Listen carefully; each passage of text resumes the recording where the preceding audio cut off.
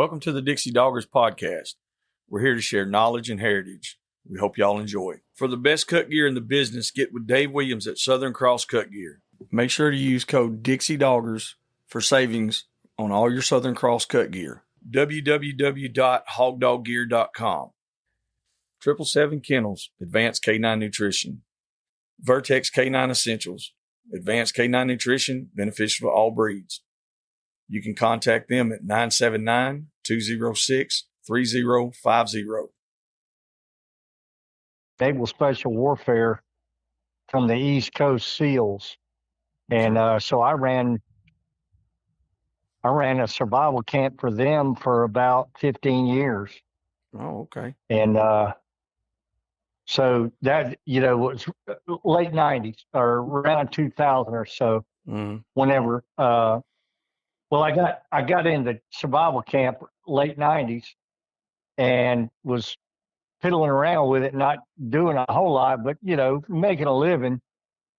Then I got a contract right after 9/11, and they were going everywhere at that point, and they were looking for any kind of training in schools and any kind of development they could get. They were going, and I was fortunate to have my school up and running when all that went down, and so I started teaching that and running the dogs in the camp too, and I was using the dogs to, teach them, hey, look, to me, the number one, the best, if you train them right, you got to work them though. You got to work them. You got to practice. You got to bring them up, when they're puppies, 6 months old. And I would do different kinds of, training, different types of situations where they're naturally going to go to the ground.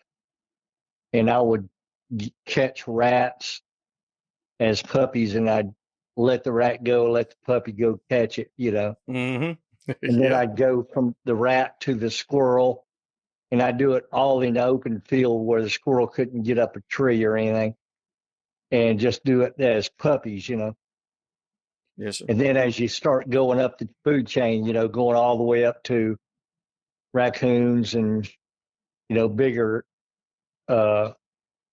critters, Yeah. And that helped put meat, in the camp, bring meat into the camp. That's So right. anyway, I used the dogs in my wilderness camp for years. Oh, that's pretty cool.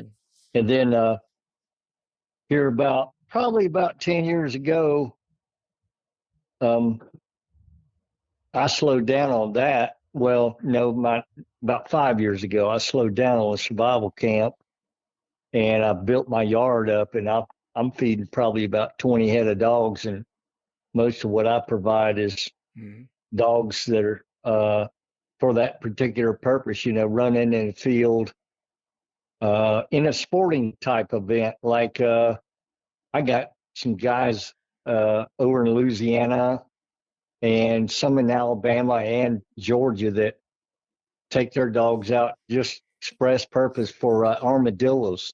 And they just love to run armadillos, and they got places where there's a whole bunch of them. They're everywhere.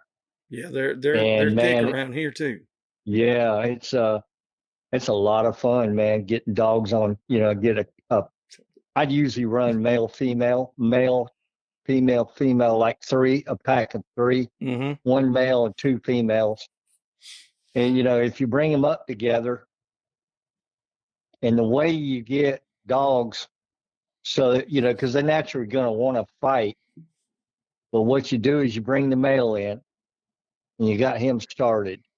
And then you bring a female puppy in and let her get introduced to him. And he's obviously going to be the alpha male.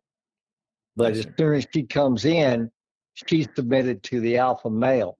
And then you bring another female in that's a pup. When the first female comes in and she gets to be just above a year, then you bring another puppy female in. And then she's submitted to the female and the male. Okay. So, and she becomes beta. So you got alpha male, alpha female, beta female, and it's a Yeah. pair, a three dog pair, and they're less likely to fight that way. Works pretty good, huh? Yeah, it works really good. It took me a while to get it all worked out, but I just learned as I went, and Yeah, I've never been into any kind of obedience or any of that stuff. I just watch the dogs and see what they are going to naturally do. But well, I think what anyway, you just said is probably going to help more young guys for sure, and older guys as well, by doing the male and two females, because a lot of them I know they want to run two males or just two females about the same age, and it turns into a headache sometimes, or a lot of ruckus, if you will. And with all your, I mean, as long as you've been doing this, I mean, I know it's not something like you just started, you've been doing this a long time. So Nate hit the record button over here. And so we want to let the people know from what you just said, that was already recorded, but let them know who you are, and then, kind of how you got into the whole thing. yeah, How'd you even get into the yeah. dogs, Mr. Parker? Well, we were little bitty kids in the 50s, and we had this girl dog, and she was this family pet, and we all loved her. And there was this boxer that lived at the end way, of course, in them days, everybody had about 10 acres, Mm-hmm. but there was farm down the road, and they had a boxer, and they come in there one day. We was, shoot, I don't guess I was more than about 5 years old. My brother was 3 or 4. Might have been 6. He might have been 5, something like 6. He was a year and a half younger than me. But anyway, them two tied up one day. We was just kids. They tied up, and of course they didn't really, they were just growling at each other, Mm-hmm. making a fuss with each other, and then it was quit. They were both done as soon as it started. And we went in there to the house, and my old man come home, and we were bragging about the girl dog. We said, man, she beat that dog up, and she's the best dog. And we were so excited about it. My daddy said, well, son, yeah, she's a fine animal, but she's not a fighting dog. And we said, not really, she's not. And he goes, no, but there is a dog. It's called a fighting dog, and it's a pit bull. And we our ears just picked right up, looked right at him like, what's that? He goes, that's a dog that people use to fight with. And keep in mind, this is like mid 50s, Mm-hmm. And man, we heard that. We both heard it. We both remembered it.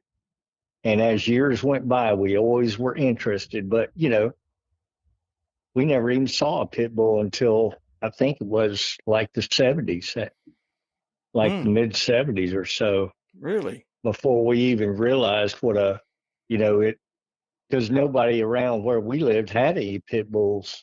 There just weren't any, and the game was really in the 50s. The game was really a small game. The dog matching business was small. That there just weren't a lot of people matching dogs in the 50s. They were to me, when I got in it, they were the ones that were finishing up, like Don Mayfield. And when I got in it, old man Ed Crenshaw was still in it, and Howard Heinzel was still in it. And of course, I met Maurice Carver, and a lot of the old timers, Gaboon Trahan. Of course, I knew Floyd Boudreaux. We matched into Floyd several times. And then, of course, I got to know everybody, really. I mean, I met Kimsey them all. Woods? Yes, sir. I knew Kimsey. Okay. Doctor. He was a doctor. Yes, sir. Down in LJ, that's one of my first times I ever traveled as a teenager, was to go to Kimsey's yard to get a bitch dog out of Davis's Boomerang bred to Snooty. Yeah, really. Yeah, that's a pretty good while ago now. Well, interesting you mentioned that because I'm running some snooty with my sorrels now. Really? Yes, sir. Oh. It took me, well, it was right there before this split. I was partners with Bert Sarles. Of course, Bert Sarles moved to my place. I had a 80-acre ranch, and we was running a bunch of dogs in those days, just like going toward the late 80s. And me and my brother had already been matching dogs for about 10 years at that point. And Bert, we were friends with him on the phone. We had gotten some dogs from him years before, but we were running our own bloodline and doing real good with it. And I don't know, he never really told us why he left Arizona, but I think he was running from somebody or something. I don't know, it was the law or somebody, and he had hauled ass from Arizona and came to my place. Wow. But anyway, going on through our relationship toward the end, is late 90s, I had a good friend of mine named Roger LeBlanc who was real close friends with Carl Mims. Mm-hmm. And Carl Mims in those days was breeding the old snooty blood. He was breeding snooty to his Cookie. Cookie was out of the old Tudor's Jeff and Tudor's Baby blood. And another guy's name, Hilliard brothers. They were Newt Hilliard and Bishop Hilliard. And they had a run-in with Bert. Bert had stole some dogs from them. Oh, damn. But he knew that snooty blood worked with his blood. He knew it. He told me so, and I brought Roger over there. We bred Roger's male to one of my raisin females, and we came out with a litter full of puppies. And one of them was a dog named Grand Champion Ajax. Mm-hmm. It was supposed to be my dog, and Bert sold him when I had to go to work. I had to go out of town for about a month. When I came back, he had sold the dog. Man. And so I lost out on the Ajax dog. And then there was two other dogs in that litter that were both, one was a two-time winner, the other one was a champion. And then there was some females in there that were winners also. That whole litter just made monster dogs. So anyway, from that time until now, I've been trying to, I've had a chance to get snooty blood here and there, but I always just missed out because either I didn't trust the people that had it, yes, if it was real or not, and I just didn't believe that it was real. But anyway, I finally got some. It's DNA certified. Nice. And so I've just made that first breeding with I got a litter full of puppies, snooty over sorrels. Ooh, wee. And it comes down exactly, identical. Same Carl Mims, Roger LeBlanc, and my sorrel's blood mixed together. It's identical. It's the exact same breeding to the letter. Wow. Except down by two or three generations down from the original breeding I made with Roger. Roger brought his snooty male over, and we bred him to my raisin female, and that's where we got Grand Champion Ajax. But anyway, wow, that's good stuff. I just put it all together. My buddy, the guy that set this whole thing up with y'all. Mm-hmm. I'm not a Facebook guy. He runs my Facebook page. Yes, sir. Mostly for marketing, Mm-hmm. I've got a Facebook page called Mad's Bulletproof Kennels, and he takes care of it for me because I wouldn't even know how to set up a Facebook page. Yes, sir. But he runs it for me, mostly for marketing, Mm-hmm. But he was watching on there the other day. They were having some argument about which dog would you rather have would you rather breed to, Wood Snooty or old Ed Crenshaw's Reno? Now, Crenshaw's Reno was a great dog that was coming out of the Cotton's Bullet Blood, okay? Yes, sir. And that Reno dog was responsible for producing a lot of really great dogs. And most of the time where you're seeing Ironhead bred to so-and-so female, almost every time where you're seeing Carver's Ironhead, at least half the times you're seeing Ironhead, it's really Crenshaw's Reno. Yes, sir.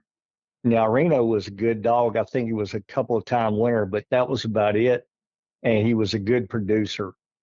But he's not even what they were saying was that because Snooty had lost a match, that he wasn't as good a dog. I thought, oh my gosh, these young kids are so upside down. They are on the way these dogs are. Because the truth is, Ronnie Hyde ran Snooty most of the time on his yard. Now, he moved around amongst a bunch of a crew between Georgia and Florida. You know, Himsey Wood had him and he owned him. But Ronnie Hyde, I think he was on Ronnie's yard most of the time. And most of the breedings that were done were by way of Ronnie Hyde. And they did Bloody Sunday and Hyde's Meanie. Of course, Hyde's Meanie is really not Hyde's Meanie. Hyde's Meanie is actually Hunter's Tana. Okay. So when you see Hyde's Meanie, it's actually Hunter's Tana. Everywhere you see Meanie, it's Tana. Yeah. But anyway, it's crazy how those pedigrees got kind of, Yeah. Well, that was Ronnie Hyde doing that. Yes, sir. Yeah, and Maurice Carver too. They all did it. Yeah. They all did it. But the game was small in those days, and they had to protect themselves. Yes, sir. Because everybody knew what everyone else was breeding, so they would switch pedigrees to hide what they were actually coming with. Anyway, I was always told, don't give them the recipe to beat you with. No. Well, they that's why the pedigree switching was so popular. Yes, 50s, 60s, and 70s, and even going into the 80s, they were switching pets because these dog men didn't want anybody else to know what they were using because the game was real small in those days. Going into the 80s, it started to get really big. Yes, but in the 60s, 50s, 60s, and 70s, the game was rather small, and everybody knew what everyone else was using. So that's why they would switch peds. There was a good reason for it, but it kind of messed the game up a little bit for understanding what you had. But I came up under the right people, and I learned most of the switches early on. But anyway, getting back to Snooty and regarding, the Snooty dog I wouldn't say in the box a better dog, but he was a good dog. He was a 2-time winner, 1-time game loser, and everybody accounts him as being a cur. I don't know where they got that idea because Snooty, in my knowledge, never stopped. And I know for a fact that he got matched at least 10 or 12 times. Actual matches, contract matches. That dog was unbeatable. He was incredibly a badass dog, and he whipped everybody. He lost a couple of matches. Out of 10 or 12 matches, he only lost 2. But they didn't record all of them. And he should have been a grand champion, but I think there were some losses in there too. Yes, sir. But the thing that really aggravates me is these young people think that Snooty no good because he had lost a match. Man, when you're breeding dogs, Snooty. I mean, you think about Crenshaw's Reno produced a lot of great dogs, but he's not even in the same league as Snooty. I mean, Snooty got bred a lot, but there's whole bloodlines based on him. Yes. I mean, several different directions. Tom Garner's got that Spike dog and been breeding that blood to what is that? What is that? Santos. The Santos dog? Yeah. I think, yeah. And so he's got his Snooty line. And then Tom Garner's got his Snooty line. And then there's Carl Mims' wife, she has Snooty up there, pure. And then there's some guys over in, I want to say Louisiana that's got some Snooty. They've mostly died out by now, but I've got it. I've got it as pure as you can get it for how long ago he died, Mm-hmm. But I've got mine DNA certified, and I know for a fact that the Snooty dog was he was a monster, and he never got credit in the box. Now he's getting a lot of credit for being a producer. Yes, I sir. don't think anybody can argue that, but he was quite a dog in the box. If they would have been done right, he probably should have been matched as many times as he did, but that was the way the game was. If you got a winner, they keep going back until the well runs dry, That's right. And like you said, not But all of them were recorded. That's right. There's dogs that might be on paper that say, 3-time winner, but they might have had, 10 or more, Yeah. That doesn't count for the, the little backyard rolls or the taking them to school for a few minutes or none of that, that's just or a whole off the different chain, area. just the off the chain match. Yes. I've A lot of money. seen a A few lot of of them. money. A lot of money on the off the chain matches. Mm-hmm. And I think a handful of Snooty's matches were off the chain. He was just that good of a dog. Yep. Because I always said a dog he can win off the chains, an exceptional dog, because you just spur of the moment. You're no conditioning, no shape, no workout, no health, nothing. Just put him down, take him off the chain, and go. Yeah. I've asked people about that before, Mr. Parker, and you'd be surprised at the amount of people, even with the hog dog side of things today, is what I'm talking about. They don't condition their dogs at all. So everything is pretty much off the chain. I'm like, so do y'all keep your dogs in shape? And the majority is no. Most of them don't. They take their bulldogs and they put them on a 4-wheeler. They ride out there, bay dogs bay a hog up, they send a bulldog in. And then they wonder why they heat stroke or wonder why they're wore out after 1 or 2 catches. And I've actually had some other guys tell me that, I had one guy out in North Texas. He told me, he said, a pit bull can't do what some of these other dogs do. I said, buddy, you ain't never seen a pit bull. Well, I guarantee you a pit bull, if he's conditioned, can outwork any dog there is. Amen. Any dog. A good bred, purebred American Pit Bull Terrier, if he's conditioned, will stay all night, all night long. Back in the day, my brother went 4 hours with one of ours. Wow. We went 4 hours. And then we also had 3 other dogs that we went 3 hours with. Jesus. So we had 4 different dogs that went 3 hours and one went 4. So don't tell me that's right. They run out of gas or they can't do what these other dogs do. Man, I'd stack mine against any of them as far as conditioning. And if I was a young man and I was running hogs like I used to, I'd be working my dogs nightly. The nights I wasn't running hogs, I would be working them.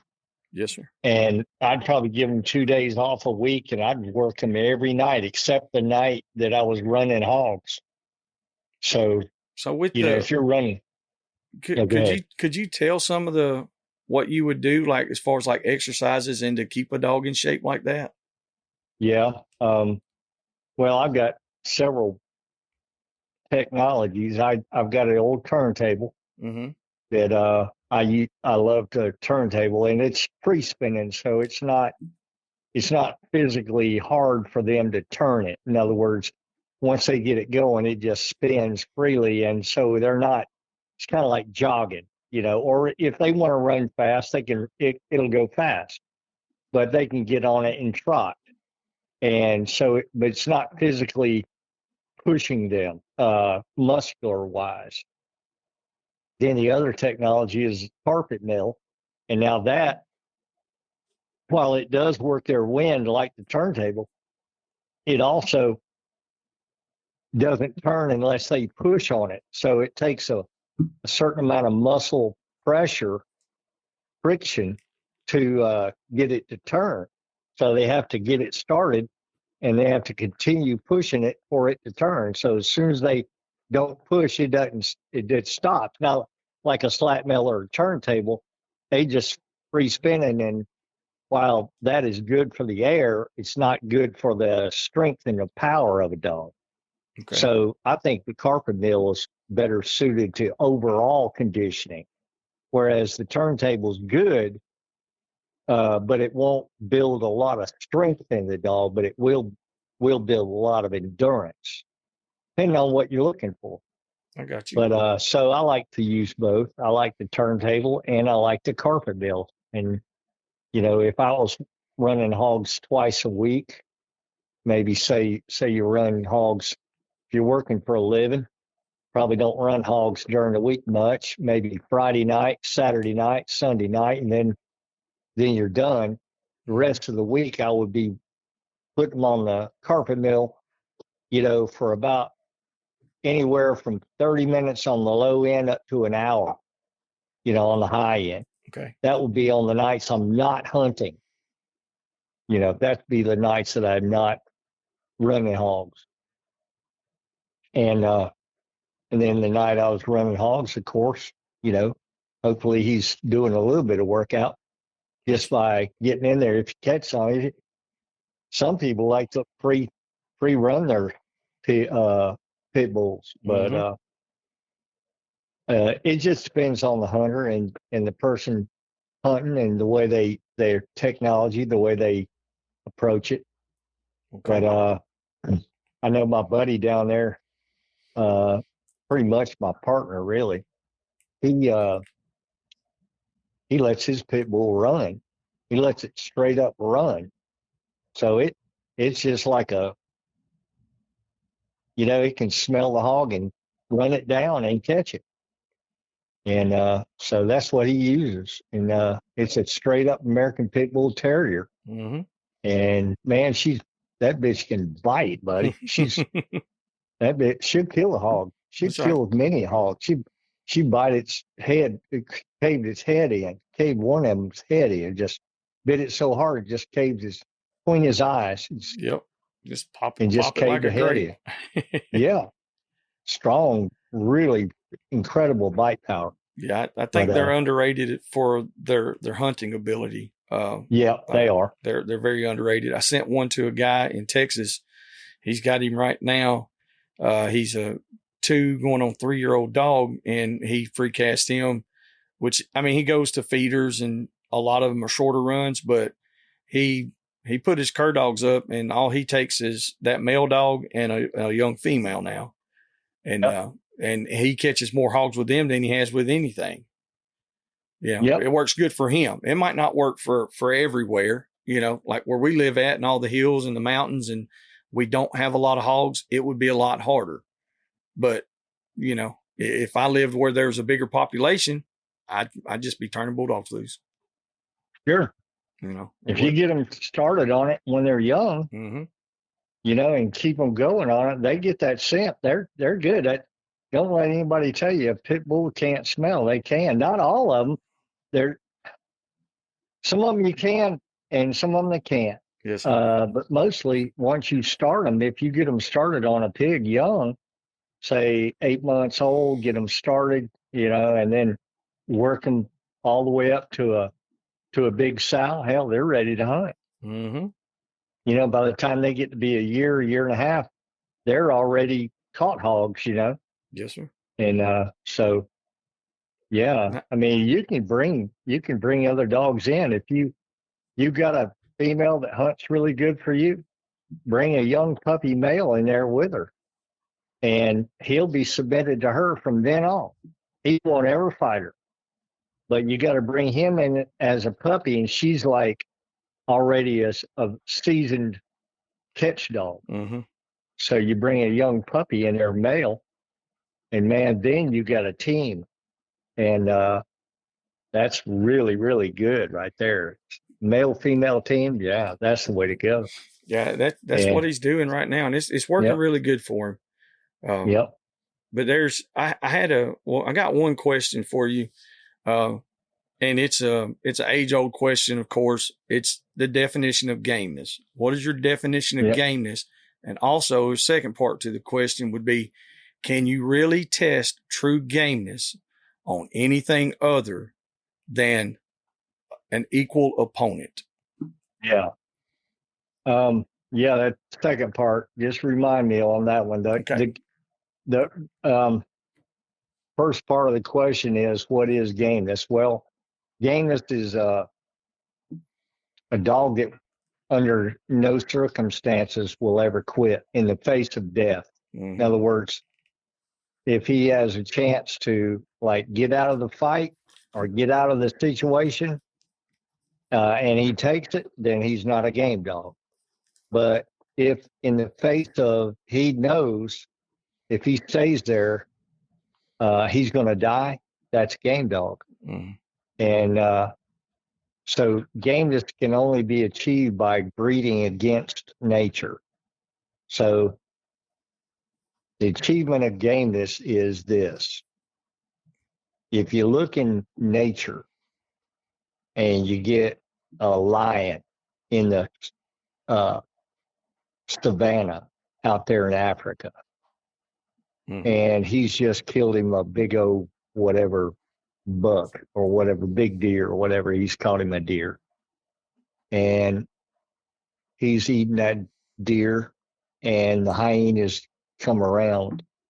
The hyenas can take that carcass away from that lion because the lion is not a game animal. He is a wild animal that knows that if he gets hurt, he's done. He can never live. He can't live. He won't live because if he gets hurt, he can't hunt. He can't hunt. He's going to starve to death.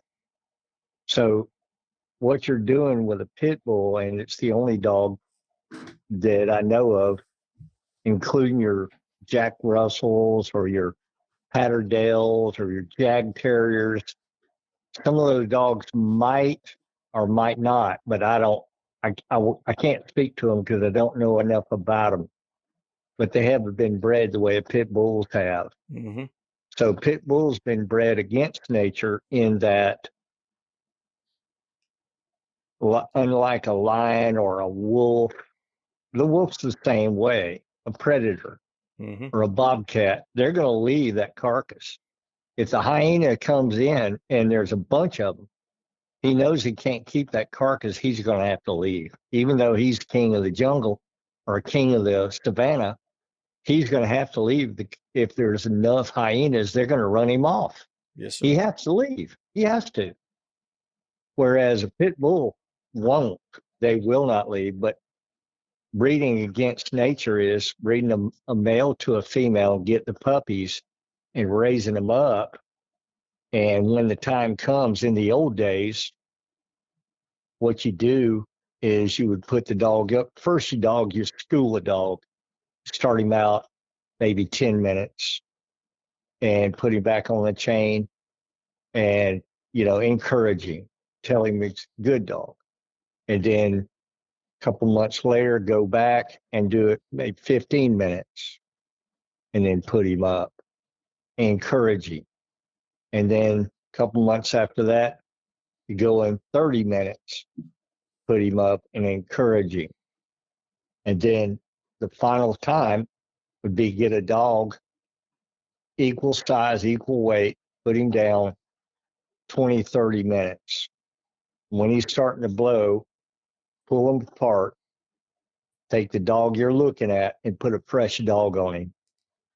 And if he stays, he's game. If he stays, he's game. That's right. Okay. So you put a fresh dog on him, and that's if you want to find out if he's game or not, that's what you got to do. Yes, sir. But a lot of people, the old days, like me and my brother got to the point to where we didn't even roll our dogs very long at all. We'd roll them maybe 2 times, school them twice. And then after we'd seen all we needed to see, after 20 minutes, that was it. We were going with them. Why? Because we knew our blood, we knew our dogs, and we knew where they came from. We knew who the mama was and who the daddy was, and we trusted our blood, and we conditioned them, and then we went with them. So we never really had to do that heavy two dogging. Every now and then, we would. Yes, If we weren't sure about a particular dog or weren't sure about this time, maybe he made a bad move or something like that. Maybe he was a good dog, but he made a bad move. To find out, we would maybe two dog him. Or the other way to do it would be get him on a treadmill and get him worn down, get him tired, and then put a fresh dog on him when he's tired. Mm-hmm. And you'll find out real quick. It doesn't take long. Yeah. Because if he's out of air, most dogs won't quit from being bit. Most dogs will quit from being out of air. If they're out of air, they'll quit quicker than they will if they getting bit. Getting bit won't stop a dog most of the time. Not always, but most of the time, a good dog won't quit from being bit. He'll quit from being out of air. When you get him blowing so hard where he can't breathe good, and he's choking, he's so out of air. Yes, if he's a cur, he'll quit. Yep.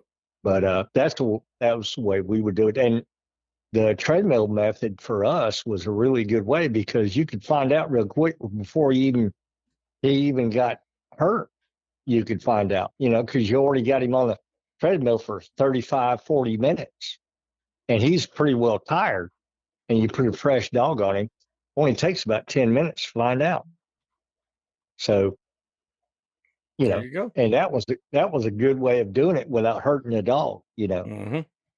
But and then what was the second part of that? You honestly, to me, I understood where you answered it for me, but for clarity, for the listeners, is there any way to test true gameness on anything other than another American Pit Bull Terrier of equal size, equal weight? You know what I mean? Like you're talking about. So what I'm saying is, can you take a bulldog that's out of game lines, take him to the woods and put him on a 200-pound boar hog one time and say, boy, that's a game dog? No, exactly. No. I don't think, and I mean, he might be a gamey dog, but is he definitely game? Like you said, no. If a hog gets hurt bad enough, he's going to try to run. And some of them will fight till they, and that's the thing. That's what I wanted to know. I've had dozens of people. I'm not going to say they argued with me because I didn't even argue. I didn't entertain it because you know how that goes. But most of them are like, well, you can test it. If it fights with a hog on the ground or something like that, and it stays out there for 30 minutes, it's kind of like if you've never seen true gameness, then you don't know. If you've never really seen it, it's not the same. No, it's not. A dog that got on a 300-pound hog and stopped the hog and beat the hog, and you can't call that dog game. The only way to find out truthfully is put him on another dog that's conditioned equal weight, equal size. You'll find out that way. Yes, sir. Okay. You can never call a dog game unless he gets pushed far enough. Mm-hmm. You really can't. Yeah. You can say he's game bred. There you go. They're game bred. Mm-hmm. They're bred to be game, but they're not necessarily game dogs. You can't prove their game, really. So. That was, like I said, that was one of the questions I wanted to do. And it was just for clarity, yeah. But no, and like you said, a lot of it is, and it's not all just real young guys that are doing it. It's guys that just don't know. They were never around the era that I grew up in. And so they have no idea. All they know is what they've read or what they've heard, and they're making judgment based off of that. And so, I get their side of it too, but at the same time, I'm like, guys, that's not the same thing. I mean, staying caught on a hog for 30 minutes and the dog's hot, he's wore out and all that stuff. I'm like, it's nothing like a 2-hour plus match. It's not the same thing. No. Yeah, these young guys. It's not. In my opinion, the only true test of a dog is the show, is a match. Yes, sir. You're not testing by catching a 250, 300-pound boar hog. You're pushing, but he's not getting game tested. No. He's just getting pushed. That's right. You gotta put him on the dog his weight and condition the same way he is. Yes, sir. And find out. That's the only way to really know. Got you. Now, you said that y'all found out pretty quick without having to go through a long process because of the line of dogs that y'all had bred for so long, and you already knew what to kind of look for. So, what were the kind of the telltale signs or certain traits that you could see early on in these dogs, in these pups? Well, we'll be back after a quick break. Quick thanks to the supporters of the Dixie Doggers podcast. Light Hounds, Southern Cross Cut Gear, the best dog products, Rankin Ranch 38 Cattle Company, 777 Kennels Advanced Canine Nutrition, and the old Boars N Broads.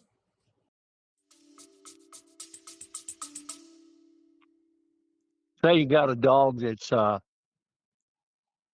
13, 14, 15 months old, and you rolled him a couple of times, and then you're coming down maybe the third time, you see a bad move. Like he makes a move like a turn, kind of a turn, you know what I mean? You know Yes. what I'm talking about. Make a turn. Or maybe he makes a head fake that just doesn't look right, you know what I mean? And you go, what was that? And you go, oh, well, I don't know what that was. So we put him up, and then that's when if we thought he was a talented dog, that was worthy of a match. Say you assume that he's worthy of a match because he's got a lot of talent, but he made a bad move. So what you do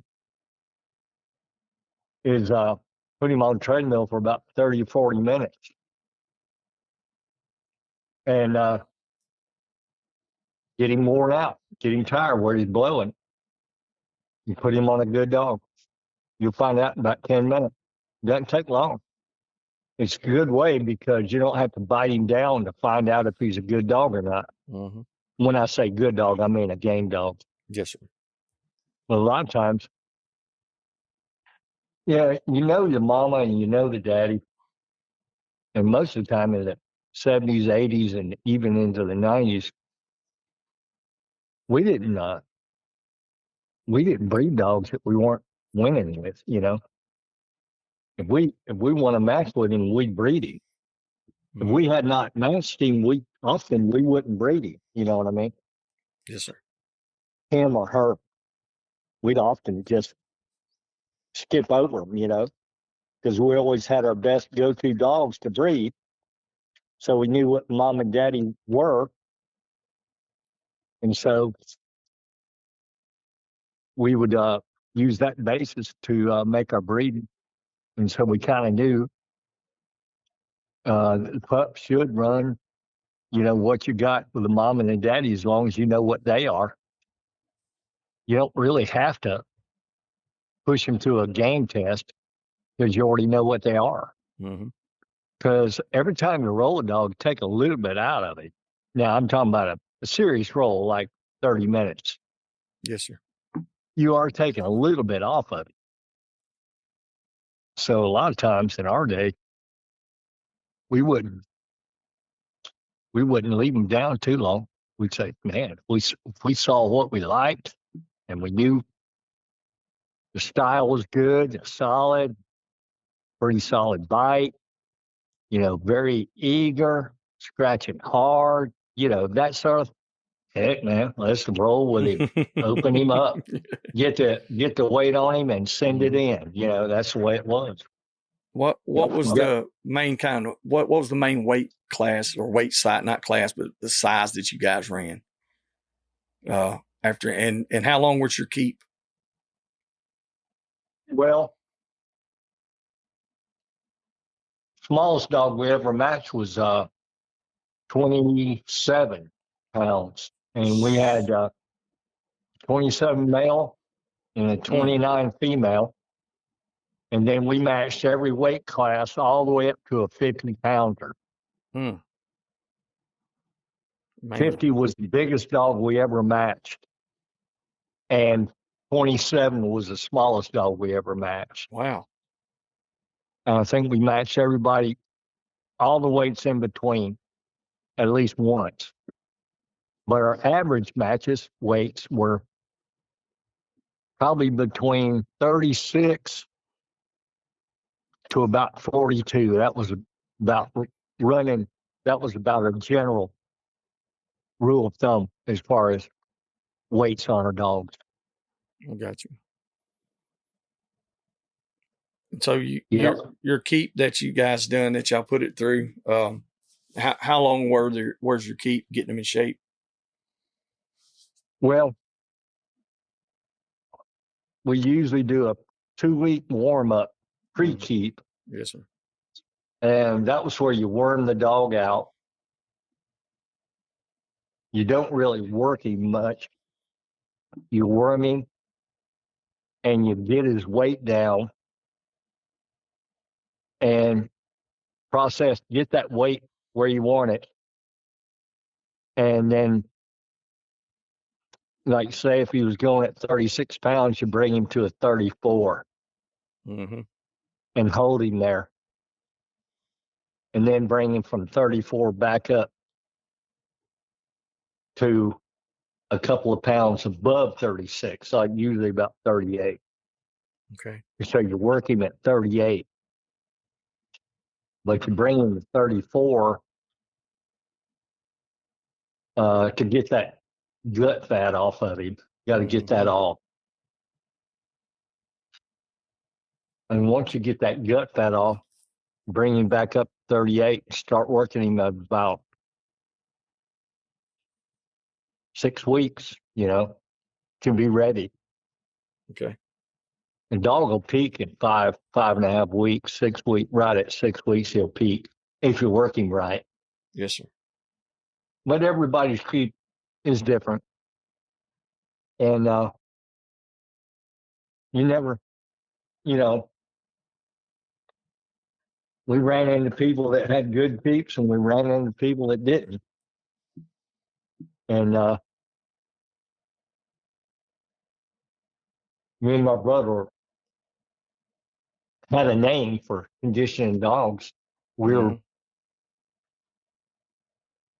had everybody in the country asking us to work dogs for them. Got you.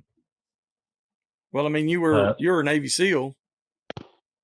Yeah. Correct. So, I mean, you knew how to be in shape. And I mean, I've seen pictures of you and your brother as well, and both you guys were in good shape. Yeah, we were. And we understood that part of it.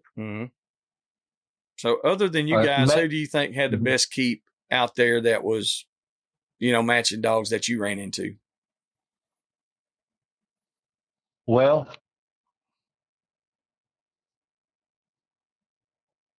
them So-So boys were pretty good.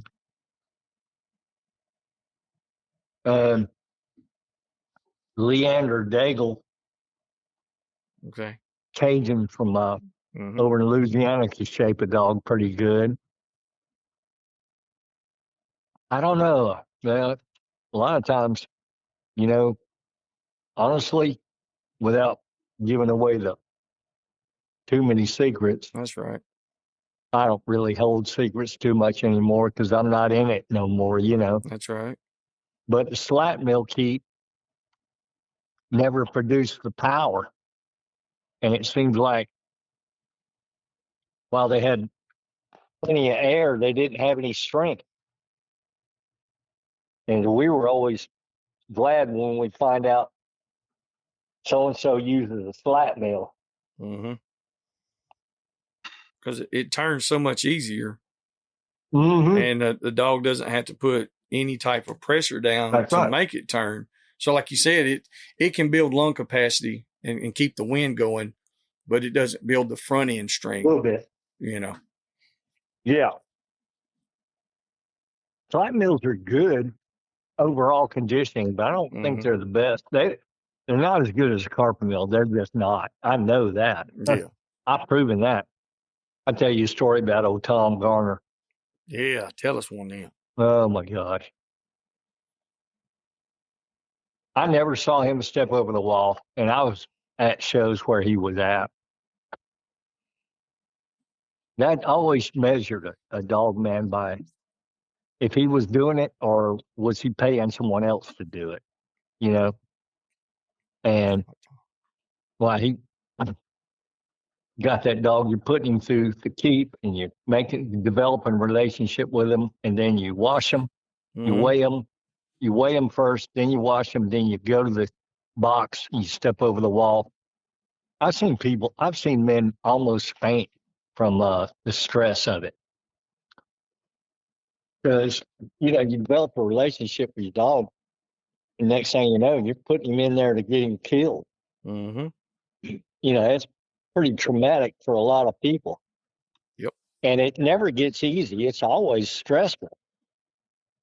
So, anyway, my brother had some dogs up in North Carolina with some guy that was, we were farming them out to him, and he was a good friend of my brother's, and he got in some trouble. My brother shows up there, and it was at court, and he was trying to get the dogs back, and the court recognized my brother owned them, and it was a big argument. Apparently, Tom Garner was there. Mm-hmm. I wasn't there. I didn't meet him. I got you. But he had befriended my brother and had him over to dinner, or, took him out to dinner or something like that, and asking my brother if he'd condition dogs for him, if he'd shape dogs for him, if he'd do that. And my brother kept telling him, no, I don't. He wasn't going to do it. But yes, sir. I don't know. I don't want to talk bad about Tom Garner. Oh no! It's a story. It's history. I mean, that's what we're doing. I know you're not talking bad about him. It's something that happened. There was a lot of guys that didn't step over the wall like that owned dogs. That's right. There was a lot of them. I've seen guys step over the wall and faint. Mm-hmm. Referee had to go in there and grab the dog.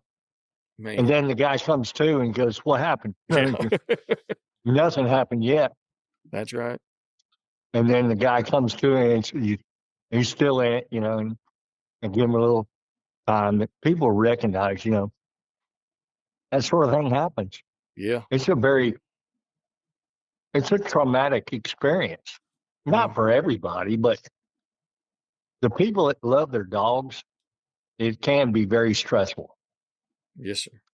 And, it's time to go.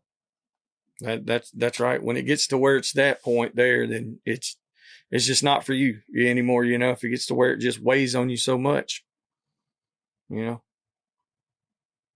my dad, he was pretty heavy into it for many years. And, I can remember going up to just south of Memphis in the Delta right there, up there to Mr. Burton's, up there at Greasy Corner, and, watching it, and I was I was a kid, young kid. And I was like, it was just wild. I grew up around it. So it really wasn't nothing out of the ordinary for me.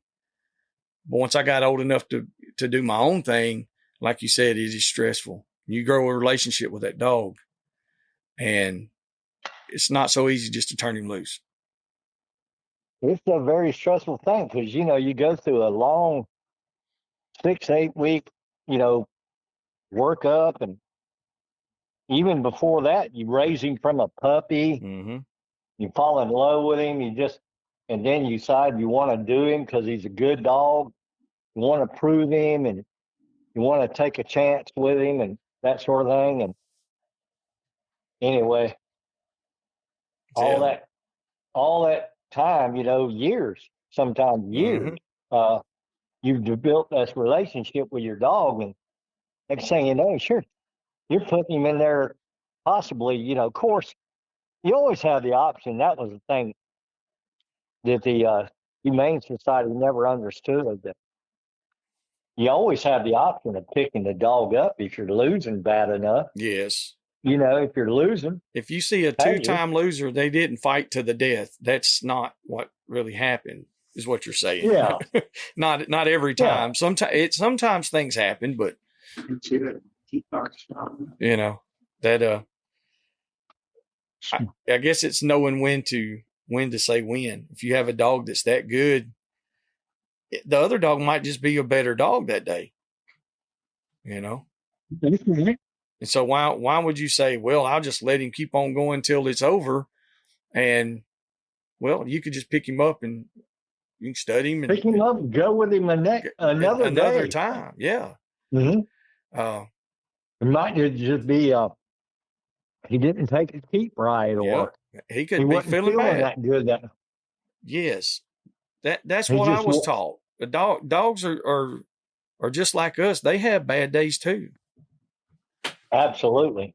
Hell, he might have had a headache or something. That's what happened to Snooty. He just wasn't feeling good that day. That's right. Well, breeding today, we tried to breed our best to our best. Mm-hmm. But a lot of times the dog wasn't just the best in that, his performance, but most importantly, he had the right pedigree. How was he bred? Mm-hmm. If he had a good enough pedigree, even if he quit, you can still get good dogs off a cur. Mm-hmm. A lot of people won't agree with that, but I guarantee you, I've seen it happen. Yes, sir. I can't tell you how many times I've seen a dog sired by a cur become a great dog. Mm-hmm. So for definitions, define what a cur is for some of the listeners who don't know, because a lot of these guys, they think a cur is a blackmouth cur, what we're talking about, or something. Yeah. And also, what's a cold dog and what's a cur dog, and a rank cur. Cold dog. Yeah, a cur is just a dog that he was getting pushed. Okay, there's levels of cur too. Mm-hmm. Just like there's levels of game dog. There's deep game, and then there's just gaming up to win. Mm-hmm. And then there's curs, and then there's curs that won't quit if they're on top. Yep. But they're cur. They're cur, but if they're on top, they won't quit. Mm-hmm. I can't tell you how many dogs I've seen that I knew that I saw them stop already and go in there. If they're on top, they're going to win. Yes, sir. As long as they're on top, they're going to win. And nobody will ever know they're a cur. So you have curs that won't quit as long as they're on top.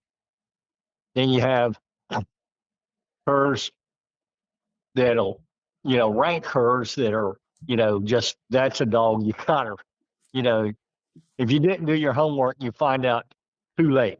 Mm-hmm. As soon as he finds out he can't dominate that other dog, he's going to quit. That's what you call a rank cur, maybe 10 minutes in. You know what I mean? Yes, sir. 10 minutes in, and they're already quit because they know that they can't dominate that other dog. So there's levels of cur.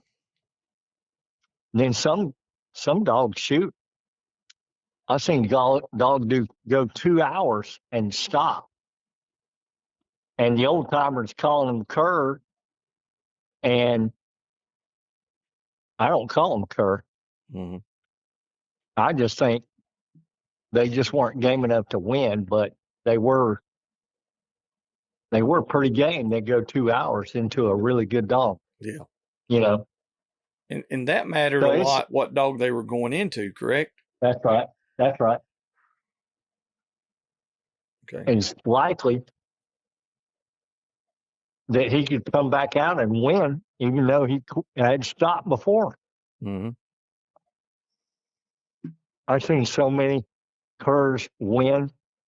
I've seen so many good dogs lose, all because the handler and the conditioner. Yes, sir. All of it depends on the handler and the conditioner. It's a good dog. Every good dog, not all good dogs, because some good dogs are good dogs regardless of who handles or works them. Because I've seen, a really good dog when you got an idiot behind him. Yeah. And he wins regardless, That's right. He wins no matter what. And then you got a game dog, good game dog, that loses because he wasn't done right. He didn't get properly dealt with, Mm-hmm. Missed his weight. They called his weight wrong, matched him too light, or matched him at the wrong weight and didn't work him properly, didn't feed him properly. Best dog lost because the handler and conditioner. Yes, sir. So I've seen it all, man. Seen every kind of bad situation and it come down. I've seen it all. Mm-mm-mm. That's why these young guys talking on Facebook, talking about Snooty this and Reno that. Yeah, Both great dogs. Both great dogs. Snooty Snooty will go in the history book as one of the greatest dogs that's ever lived because he's still producing great blood. He's still producing great dogs. I had no idea I had no idea you were running that had built that Snooty line back up there.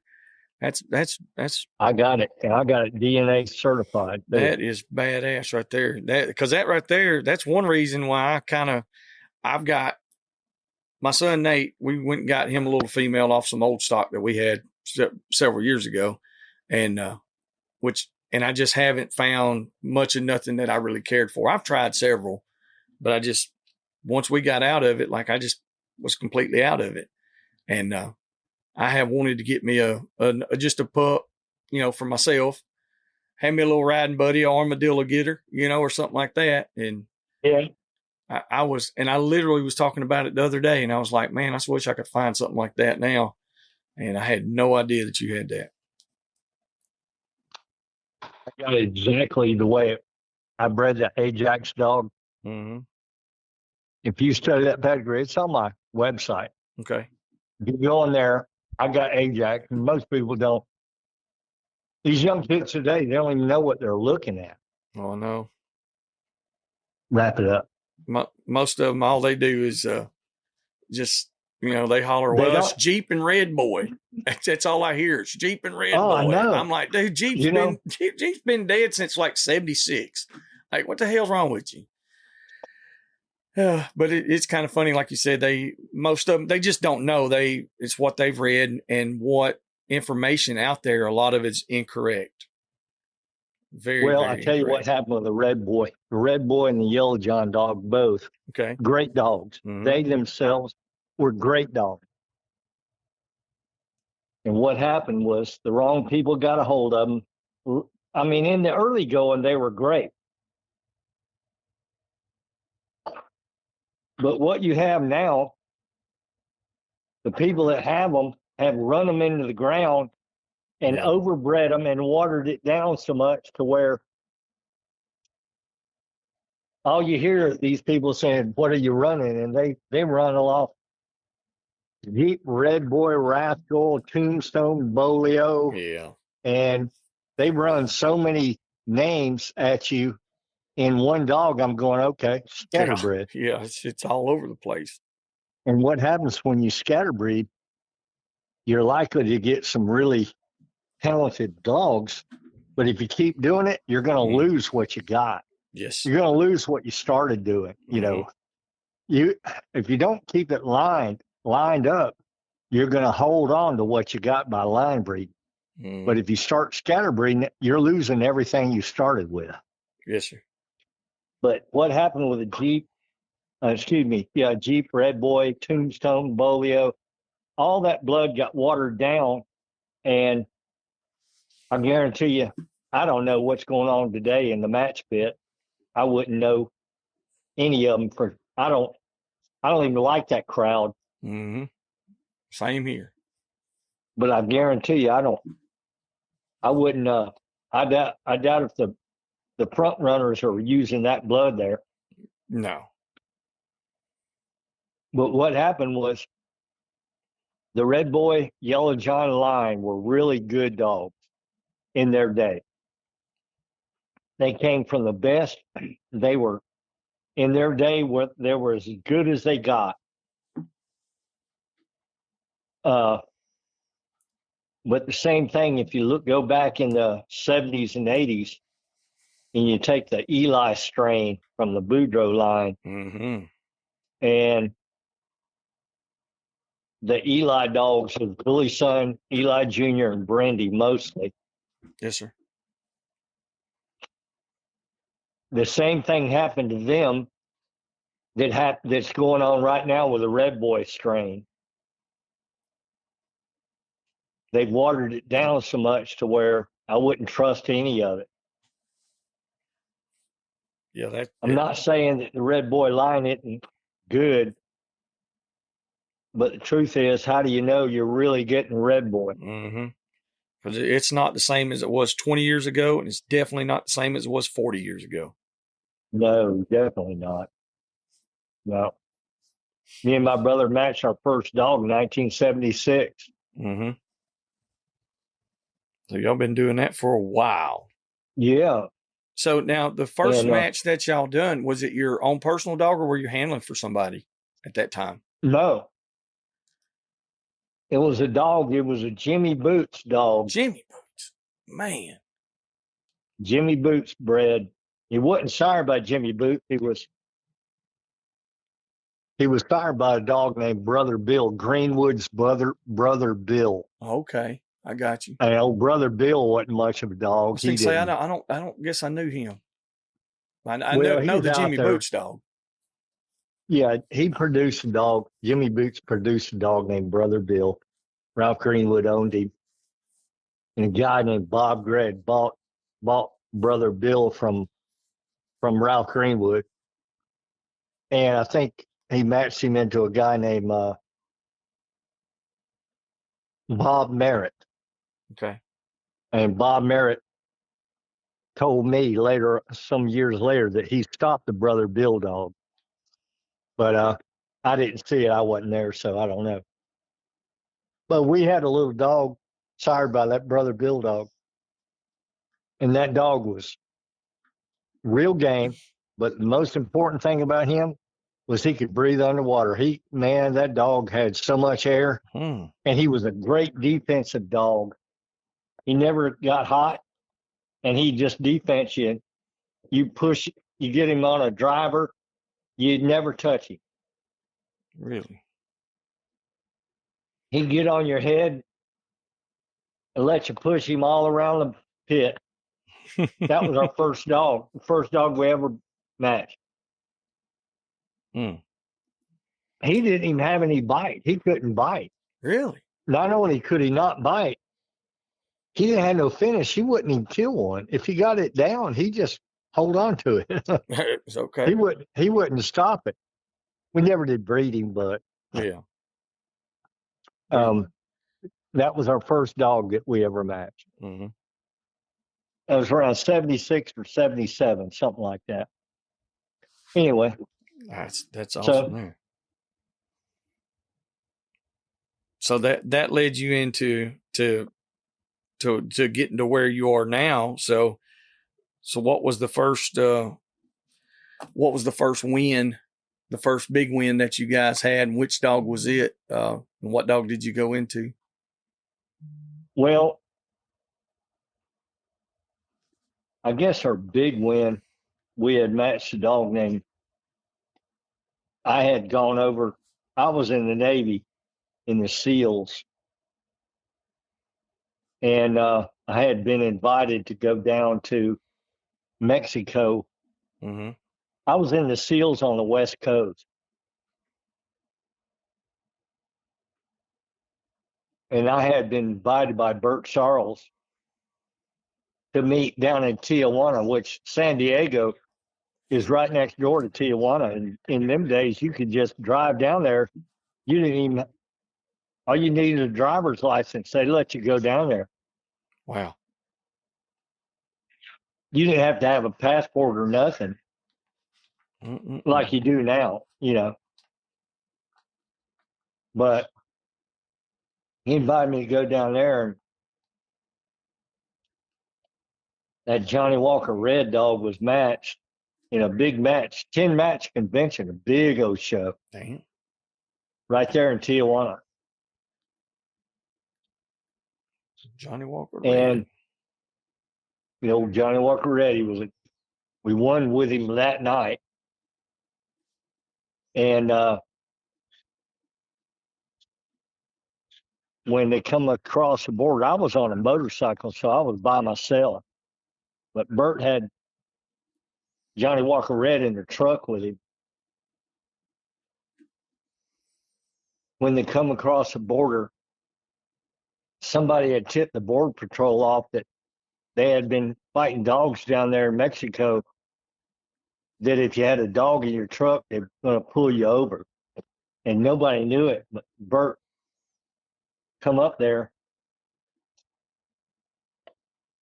and they confiscated the dog. And Bert got put in jail. You know, he bailed out because they couldn't prove anything because they were just had a dog in the truck, you know. Mm-hmm. But he had a few bite marks on him. He was a good dog. He was a 2-time winner that night. Anyway, so me and a buddy of mine set up a Navy SEAL buddy of mine.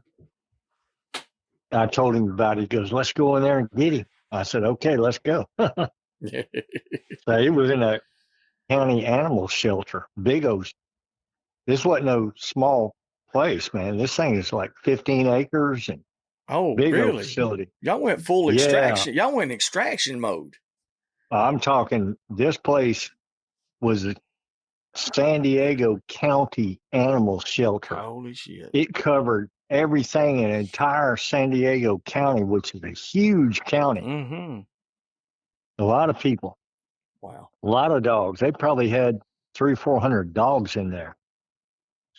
You know, and anyway, so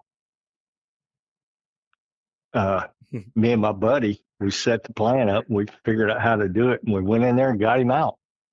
Sweet. And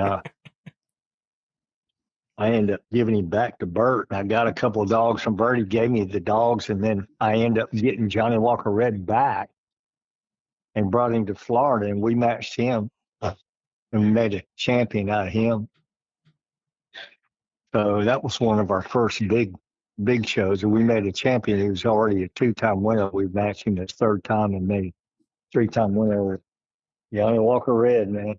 Wow. Probably our biggest opener. You know, we had matched a couple dogs before that, but that was a big one when we were newcomers. We had our first champion. Yeah, that's pretty big there. Big stuff. And then we went on to make old Joe Testament a champion, got him as a puppy. Bert gave me that dog for stealing Johnny Walker Red back. I gave Johnny Walker back to Bert. And then later on, he sent him back to me because he wanted me to do it. He wanted me to match him. So I made a 3-time winner on him. He died on my yard. Hell yeah. But then we took old Joe Testament from a puppy all the way through 3 matches, made a champion out of him. Then we did his brother or his son named Champion Uncle Bud, won 3 with him. Mm-hmm. And then we had a brother of Uncle Bud and won 2 with him. His name was Crazy Horse. He was a better dog than Uncle Bud, but he got killed by a water moccasin, bit him and it swollen up and killed him. Oh, damn. Broke our hearts, man. Mm. So that Crazy Horse dog, I've heard of that dog before. he was probably the best dog I ever owned. Really? That dog could bite. Oh my gosh. Nothing could stay with him. Nothing. He bit both dogs down very short order. He never had to go more than about I want to say, pretty sure we never had to go more than about 35, 40 minutes with him. He just bites you down. Mm. So it was 2 times. First time we mashed him, he wasn't even turned on. We mashed him without even roll. Well, we rolled him one time and he bit so hard. We thought, damn, pick up. Because we didn't want to kill the dog we had him on. So we picked him up. The other dog took care of him. He was okay. But we thought, damn, dog bites hard. Now let's match him. So we had already won with his brother, Uncle Bud, had already won a match. And was only about 15 months old when we matched him. Really? He really wasn't even turned on good. I was going to say, that's pretty young. Yeah, he was really young. But we made a champion out of his daddy and a 1-time winner out of his mother. Mm-hmm. And his brother was a 1-time winner. Thought, what the hell? Let's go. Yeah. So we took him. It's producing, yeah. Uh-huh. We took him over to Natchez, Mississippi. Mm-hmm. And we matched him into a guy, I think it was like 40 pounds, 39 or 40, something like that. And man, Crazy Horse wasn't even turned on because we had only put him down for like not even a minute when he bit that dog. Bit that dog so hard we picked him up. It's maybe 2 minutes. But we put him in there with that dog in Mississippi, and he just slung us around for about 25 minutes. Grabbed us by the neck and just snatching us all around, and Crazy Horse wasn't even doing anything. Huh. He wasn't even trying to fight back or nothing. He was just getting slung around. And I think he finally realized after about 25 minutes, he goes, man, I'm tired of this shit. Yeah. And he just changed his mind. He turned around. It's like where the dog had him in the neck hold. He turned around and got under his brisket, like in his rib cage. Yeah. And he bit that dog 1 time. He got his back legs under him and got his bottom jaw like a can opener, literally crushed his rib cage and bit right into his heart and killed that dog just like in 1 bite. Damn. Killed him. That dog, blood come out of that dog like you pour oil onto the pit floor like a quart of oil. Like as you just poured it straight into the pit. I thought I'd never seen anything like it. And I thought, damn, that dog just laid over there dead. It's like, what? We were in shock. Anyway. Yeah, that would, I mean, that's wild right there. Like you said, through the brisket and just pop the whole deal. Mm. Yeah. Hard mouth. I'm sure you know who Danny Burton was. Oh yeah. Okay. Well, sure. We were up there. Actually, we were at him and my dad were acquaintances, and they were at a mutual person's place. and he had a little female.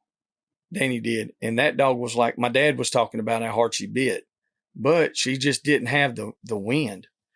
And so he gave her to my dad. He was like, here, take her with you, do whatever, And about 8 months later, they went up there, and it wasn't a sanctioned event by no means, but it was an agreement. He was like, hey, I got her ready if you got something you want to see. And he went back up there and beat Danny with his own dog. Later, really? Dude, that little bitch could bite so hard. It's like you're talking about. She had a bite on her. She was a leg wrecker, though, man. First thing she's going to do is go in and roll down, lay down on her side almost, and she's going to grab a front leg and pop one right off the bat. She would just try to start picking them apart, But she was a pretty good little dog. She was a 36-pounder. She stayed in the house with us most of the time. He was a good guy, wasn't he? Yeah. He was. Always good to us. And, which I mean, he was a sportsman. Yes. He loved the dogs. Yes.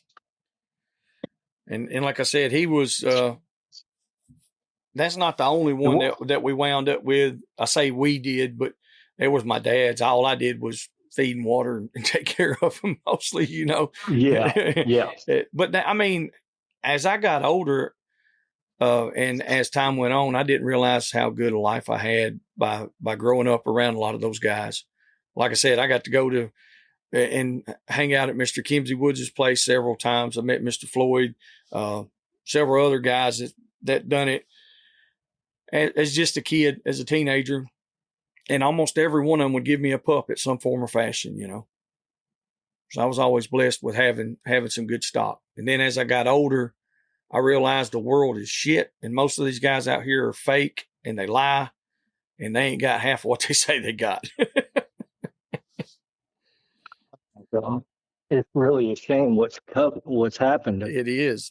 Guys like Danny Burton are forgotten about. Mm-hmm. Great men like Don Mayfield. Yes. People don't even recognize those guys anymore. They don't even, the only people that appreciate those guys are the people that knew them. Mm-hmm. But this crowd today, they're ugly, man. Yeah. They're ugly. I wouldn't, man, there's no way. Mm-mm. They're coming out here and getting a dog from me. There's no way. No, I don't blame. And I'm glad I got to know who you are before you get a dog from me. You ain't getting a dog from me unless I talk to you and get to know you. Mm-hmm. I'm not gonna subject one of my good dogs to anybody just for a few $100. Yeah. To me, that makes me feel a lot better to know that there's still some guys like that out there that vet the people and make sure that, hey, is this dog going to go somewhere that it's going to be done right and not just going to be thrown out in the back and used to, to do shit that it shouldn't be used for, because there's no pride in it that I see anymore. They've lost the honor. Yes. No respect for themselves or their animals, much less. A good pit bull has honor, mm-hmm. and they should be treated with honor. Because there's nothing more exciting and wonderful than celebrating a fighter. I just love fighters. I like UFC fighters. I like boxers. I like wrestlers, Mm-hmm. jiu-jitsu fighters. I like all those people that do that. I grew up loving a fighter, and that's why I went in the Navy SEALs. Yes, sir. How long were you in the Navy? Oh, I'm sorry. Huh? I was asking how long you were in the Navy. I'm sorry, I cut you off. 10 years. 10 years. I got you. Yep. Navy SEAL for 10 years. Yep. It was a great time. Throughout, I bet you've seen all kinds of stuff. And thank you for your service too. Thank you for your service. Oh yeah. Well, Yeah, it was a time in my life, but I think, I really hate what's happening to it now with the way these people treat these dogs. It's a it's a disgrace to the dog that they treat the dog so poorly. Mm-hmm. And people act like the pit bull is the thing that's wrong. It's not the pit bull that's wrong. It's the people that have them. Yes, sir. It's just, 100%. they don't take care of them properly, and they think they're a wind-up toy, and just because they think, oh, he's a fighter, he can fight anytime, anywhere. That's not true. Mm-hmm. And if he's not at peak performance, it's his fault. They blame it on the dog because something happened and that dog can't control. He can't control what shape he's in or what food he's getting. That's right. He's dependent on the handler and the conditioner to be taken care of properly. It's just a shame. Yeah, it is. I wouldn't touch this game with a 10-foot pole, man. I ain't got no use for those people, but it's fortunate we got a good dog, or we got some good dogs, and there's other cool things we can do with them. Yeah, we don't have to fight them. We don't fight them. The hog hunting world. We got that, and it's real. The hog hunting world has grown so much the past 10, 15 years for sure, way more than when I first started. And you see a lot of guys they're leaning more toward dogs that are out of game lines. That's right. And because they want that tenacity, they want the dogs that are bred for high performance. And that's right. But they also have to take into account that those are high performance dogs. So you gotta. Well, it's both ways. Yeah, they're high performance if you treat them that way and get them in shape. Man, I wouldn't dare hunt a dog without getting him in shape first. If I knew I was going hog hunting, I'm getting him on a treadmill for a while. Now, it might not be the same kind of condition that I would do for a keep, for a match. Yes. But still, that long distance business would be helpful, Yes, sir. The kind of condition that you do on a slat mill or a turntable,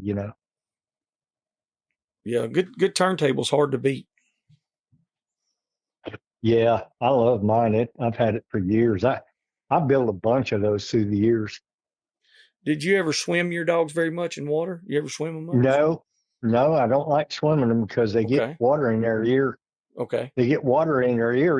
The ear canal on a dog is like it goes down and then it takes a turn. It goes at a right angle.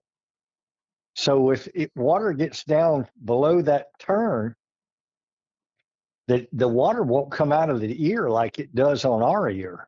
I got you. So if you get water in the dog's ear, you can mess him up real bad.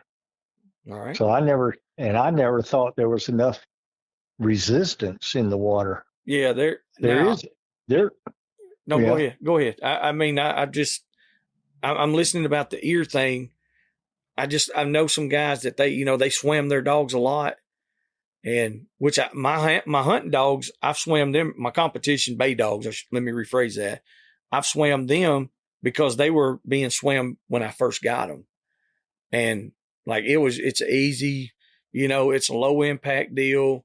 It's easier on their hips, but I've never done it with the game dogs. That's what we're talking about in this one is the game dogs. I didn't know how much of a difference that it would be.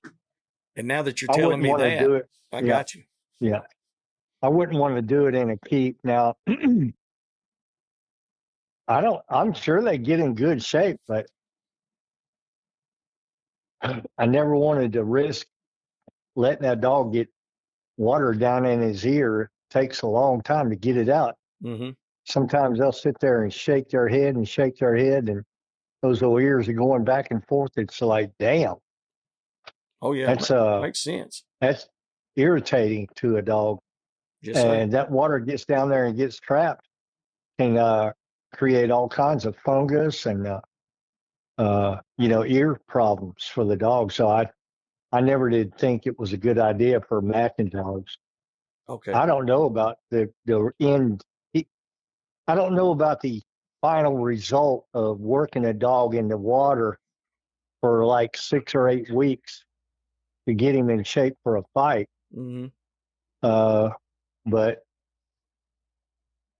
they're not going to be in the water when they're in the box. That's exactly right. They're going to be on the ground, or they're going to be on a carpet, solid ground, and a carpet mill, slat mill, or turntable, solid ground. You know what I mean? Mm-hmm. It's not the ground, but it is solid, and they can, they run.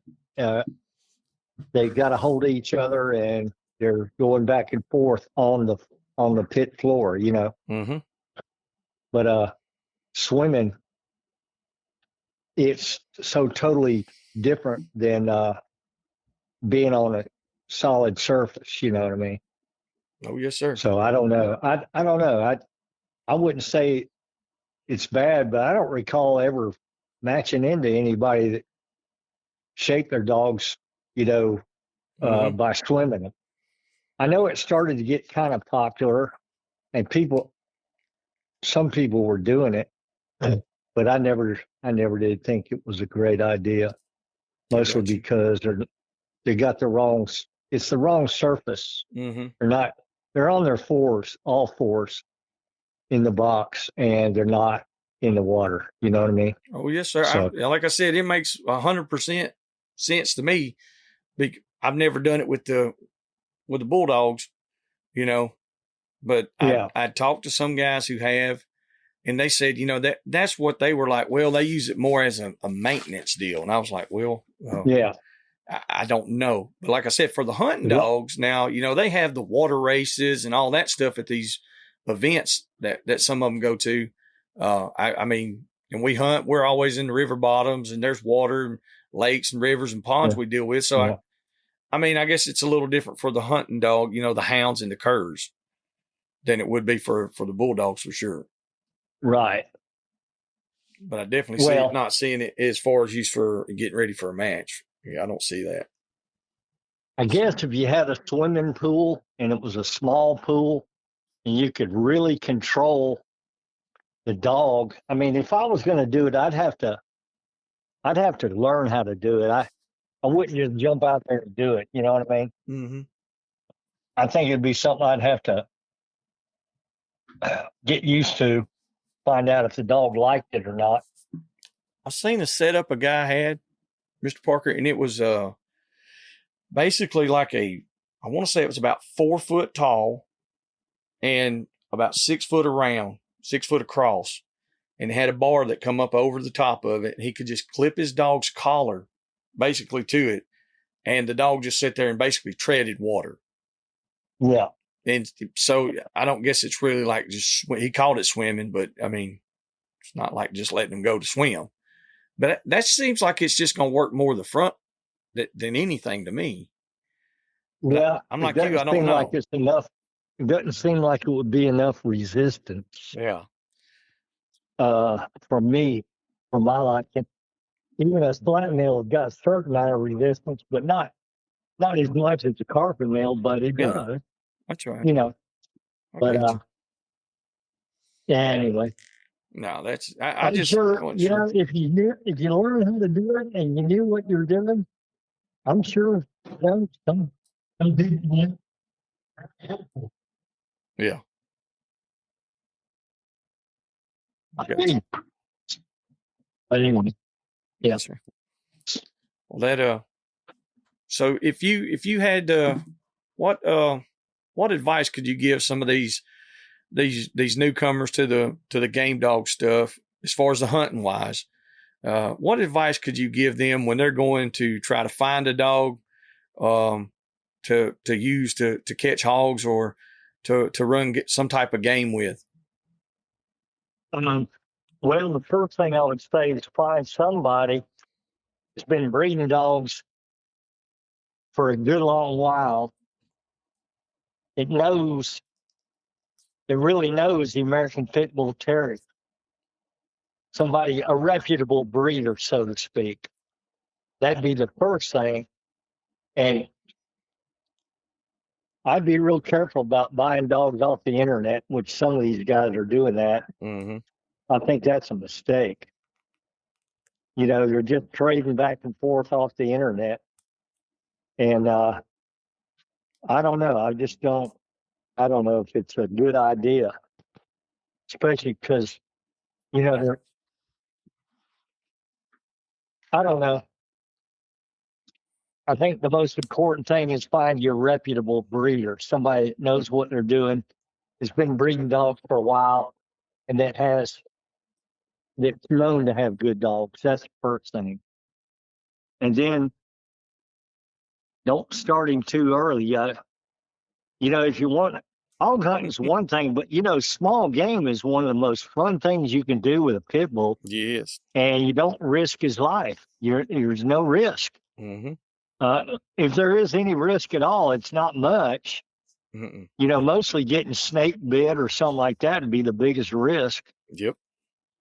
But I've had so much fun in the woods, hunting squirrels, hunting all kinds of small game, raccoons, squirrels, armadillos. I mean, shoot, I had one. We was hunting squirrels, and he got away from me.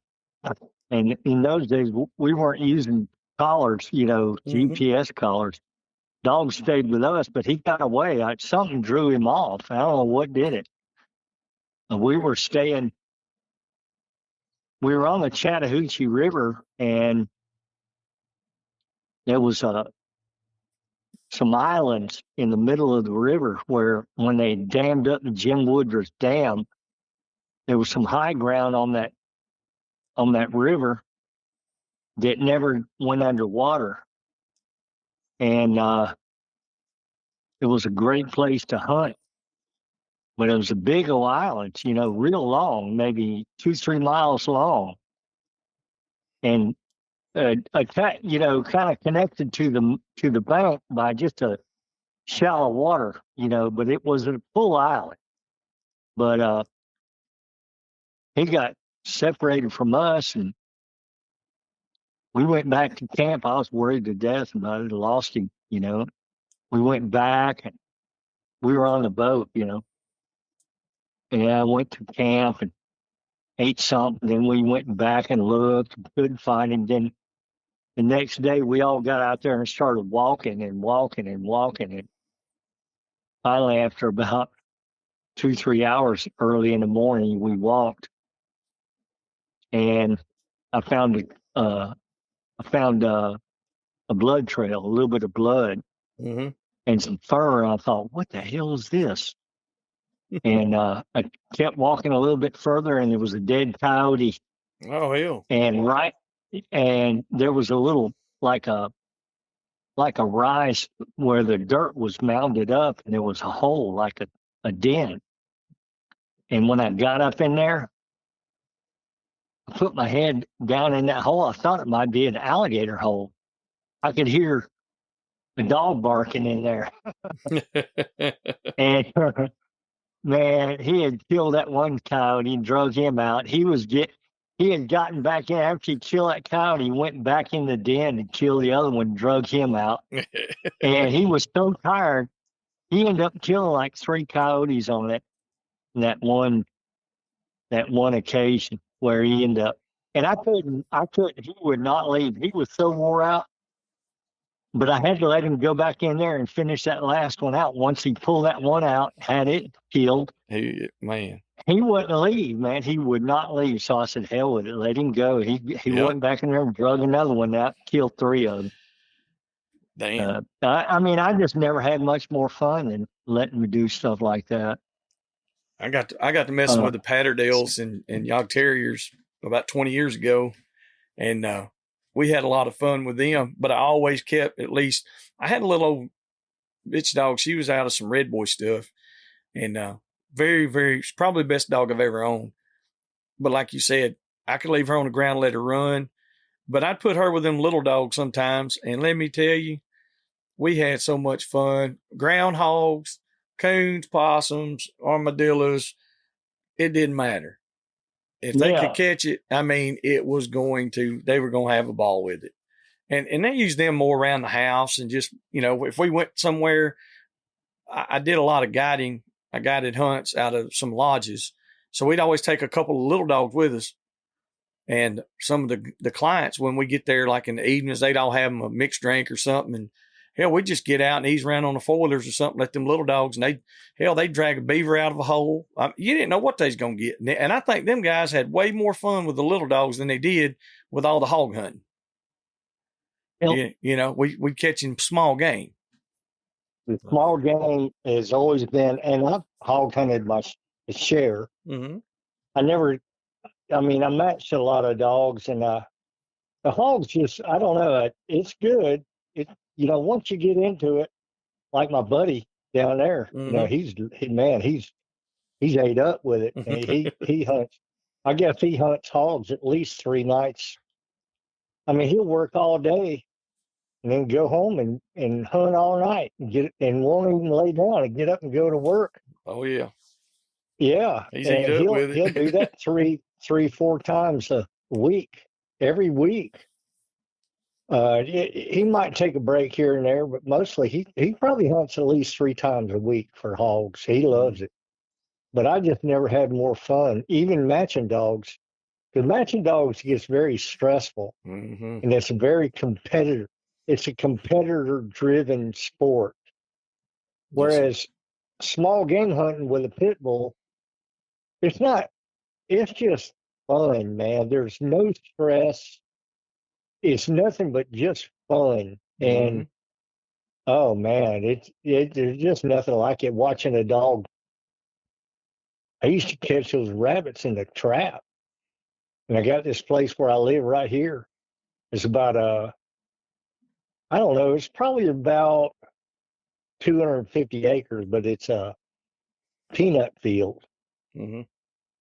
And in the wintertime, they plow it, they harvest the peanuts, and then once they harvest the peanuts, they pull the disc on it and fluff it up, and then they leave it sit all winter. And I used to catch those rabbits in the trap. Bet there's a bunch of them.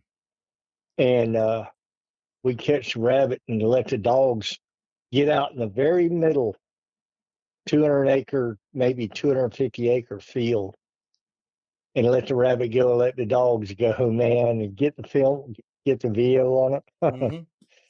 Man, you talk about exciting, watching them pit bulls chase a rabbit. Oh, yeah. Catch them, too. Yeah, and it's a workout for them, that's for sure. Yeah, it is, man. It takes a minute and a half, 2 minutes sometimes to finally get the rabbit. Mm-hmm. But, it's stuff like that. I find that what they call coursing. Yes, sir. Coursing, that's a super exciting sport, Mm-hmm. The greyhounds, they do it out in like Kansas in the wintertime for the coyotes. Yep. They run them greyhounds. Greyhounds and staghounds, yeah. Yeah. I've had a couple of those over the years. They're different. I don't know. You know what I mean? They're sight catch dogs, but I've never run them, but all I've ever known is pit bulls. Yeah. I've never really understood. I don't know nothing about greyhounds or even the Patterdales. I've always been interested in them, but I never got into them because I figured I know pit bulls. I'll just stick with these because I don't know anything else. I don't want to try and learn anything else. I understand. I stick with We've got some Patterdales. We've had a certain line, and I did my research, found a good line that I started out with, and I've had the same one for about 18 years. And I'm telling you, we've had several of them. They think they're little pit bulls. I mean, they are fireballs. I mean, they are fireballs. Have you ever bred up a good bred pit bull to Yes, one? sir, I have, and I had What some do of how does that come? the How do weight. they? The weights were up and down. All right, so we had two 18-pounders. I had a 26-pounder. I had a 40-pounder. I mean, well, I bred the male Patterdale to a female bitch dog that I had, female pit bull, and she was 43 pounds, and the male dog was 18 pounds and a few ounces or whatever. So I was hoping to get some, like, maybe I could hit the 25 to 30 pound mark and stay in there. But it was just, they were all over the place. And we had two of them that actually lived till they were 16 months old. And I came home and I had one of them get out of the top of a kennel, out of the roof, and grabbed one of the game dogs on the yard, and they sat there, and it took me 40 minutes from the time my wife called me. She pulled up, they was already at it. She said, "Hey, they're here." I was at a buddy of mine's house. It took me 40 minutes to get home, and they were still locked up right here in the driveway. And that was the last one that was alive. And I wound up having to put it down. But I'm telling you, they were hard as nails. Hard as nails, buddy. I mean, it was like having those two 18-pounders were phenomenal. It's literally was like having a really good game dog in an 18-pound body. Yeah. And they were hell on anything that moved. It didn't have to be small game. They didn't know it was small. You know what I mean? It doesn't matter. They'll catch a hog or anything. Yes. And we caught a lot of hogs with them for the first, well, I say the first, for about 6 months there. When they got old enough to go, most of those terriers there, they seemed to really turn on good at 6 to 8 months. And so we could take them to the woods a little earlier than I would my bulldogs.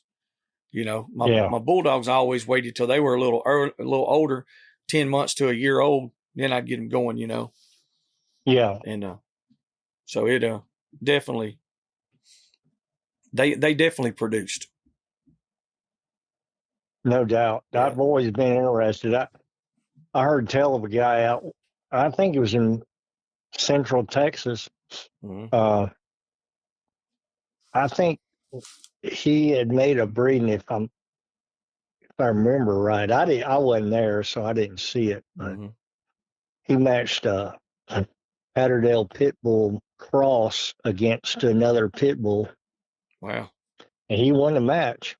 I don't doubt it. I really don't. He won the match. I don't know, a straight Patterdale by himself probably have a hard time finding a weight it would. Yeah, that would be the problem. problem. What does the Patterdale normally weigh? All of ours, usually our bigger ones were around the 20-pound mark, but most of them averaged about 15.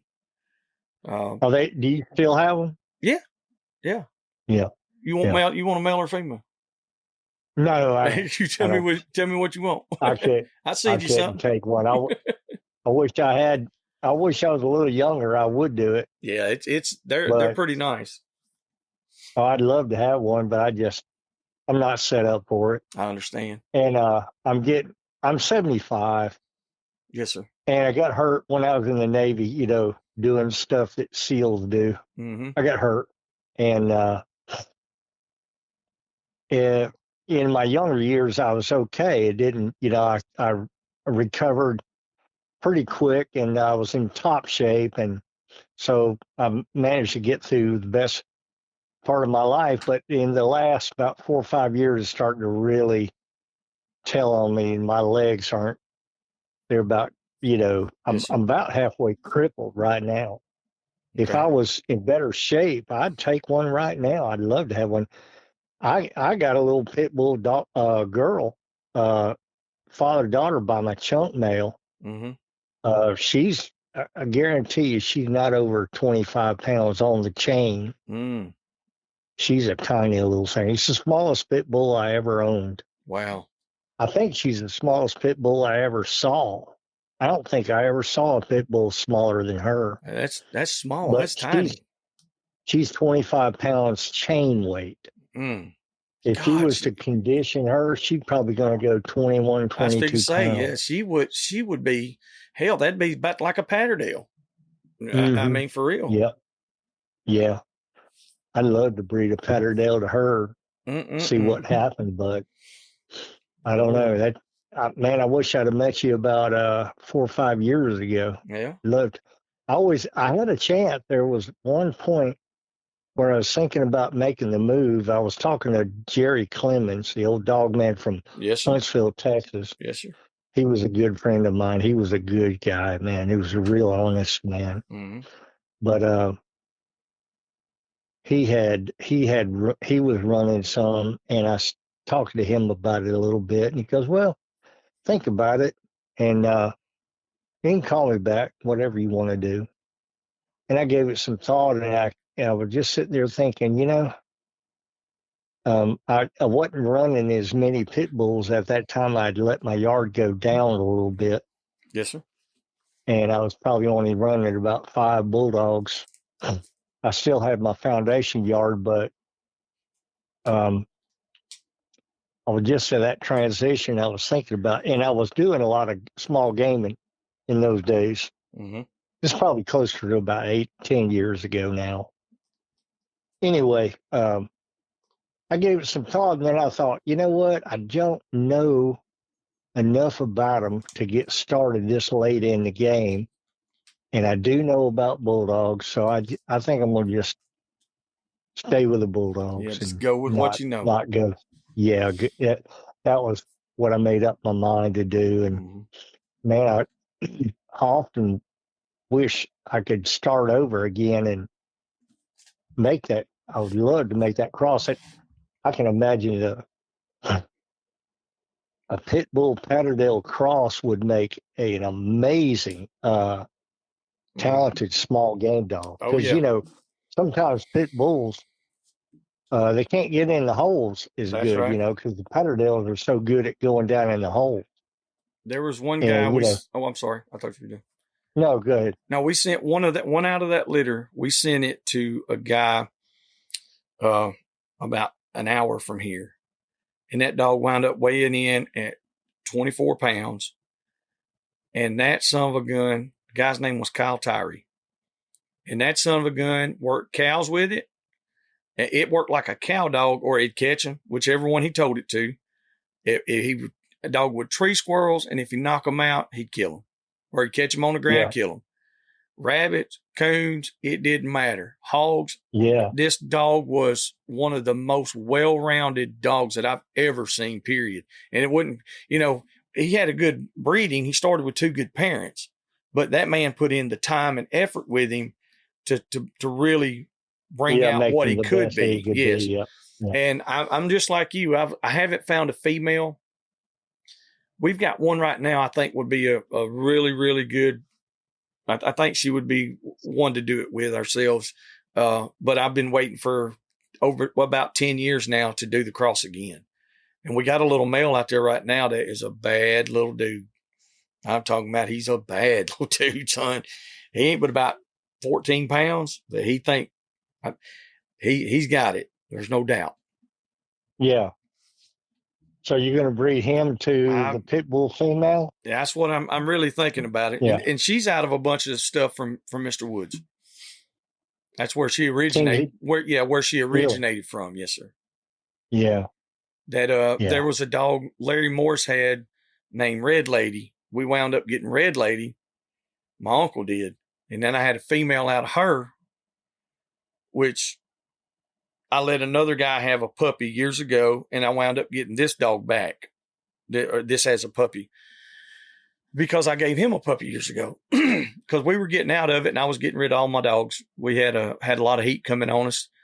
It's time to move on, Sure. And so we wound up having to get rid of them, and that guy held on to these dogs.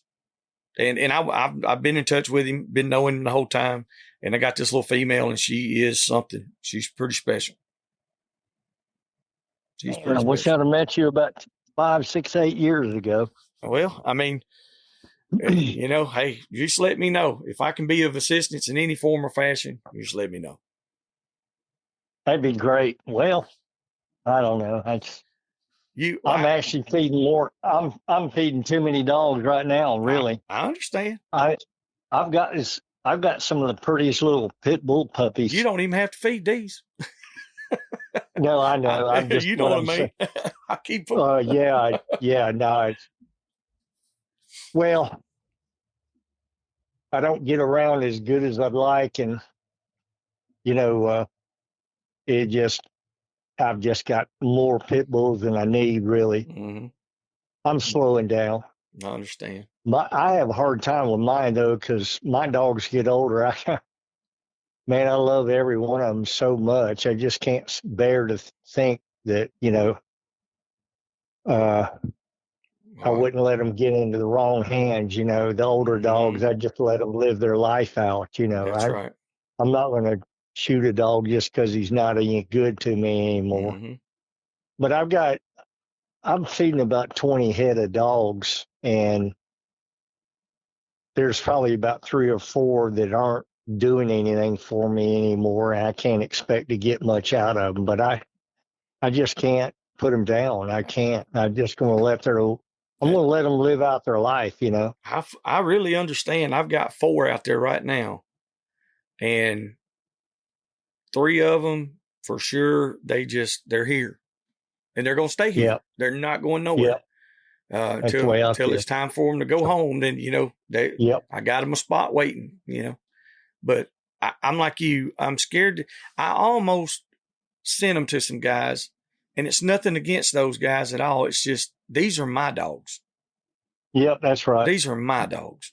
And I don't know if that's right or wrong, but it's what works for me. And hell, they worked for me, and I raised them from the time they were born. And they're just mine. I don't want nobody else to have them. That's the way I feel. Yes, sir. I bred these dogs. I had their mom and daddies before them, and 4 or 5 generations back, I still got them, and I just can't bear the thought of, just because they're not producing anymore, that I just go ahead and get rid of him. I ain't going to do that. No. They got a place here, and they got a spot. They've earned their dog food. Mm-hmm. That's and right. If it didn't have so many, I might take you up on that, but I just got too many. I got you. Plus, I'm not doing any small game hunting anymore myself. I don't get around good enough. Yes, sir. So I really don't. A good Patterdale would find a rather boring atmosphere because he wouldn't get the challenge that he needs. Yes, yeah, I know what you mean. Those dogs, they need to be pit bulls, and a Patterdales. Those catch dogs like that need to be challenged. Yes, they need to have a daily, at least a weekly, every week. They need to know they're going hunting, they're going in the field, they're going to go get on something. And if you're not doing that with them, then they're not being used to their best potential. And they'll find something to get into sooner or later. Oh yeah, they'll get in trouble. Mm-hmm. That's what I mean. They'll find something. Mm-hmm. Yep. That's they'll for get sure. in trouble. So, well, I tell you, man, Mr. Parker, thank you so much for taking time out of your day for doing this. I've held you up for 2 hours now, and your wealth of knowledge, and it's a breath of fresh air to talk to somebody who really knows the American Pit Bull Terrier and has lived the life that you lived. Like, it's without a doubt, honestly, this is one of the highlights of me doing this. It really is. Well, it was a real honor to be able to do it with you, and I appreciate you bringing me on and giving me an opportunity to talk. No, it's great. And if you ever want to do it again, maybe in a few months or a year or so. Yeah, we'll do it again. I'm still here. I'd love to do it again. Yeah, I definitely. We do it again for sure. Maybe we can get into a little something different on the next one. Maybe some more stories and stuff like that. People love them.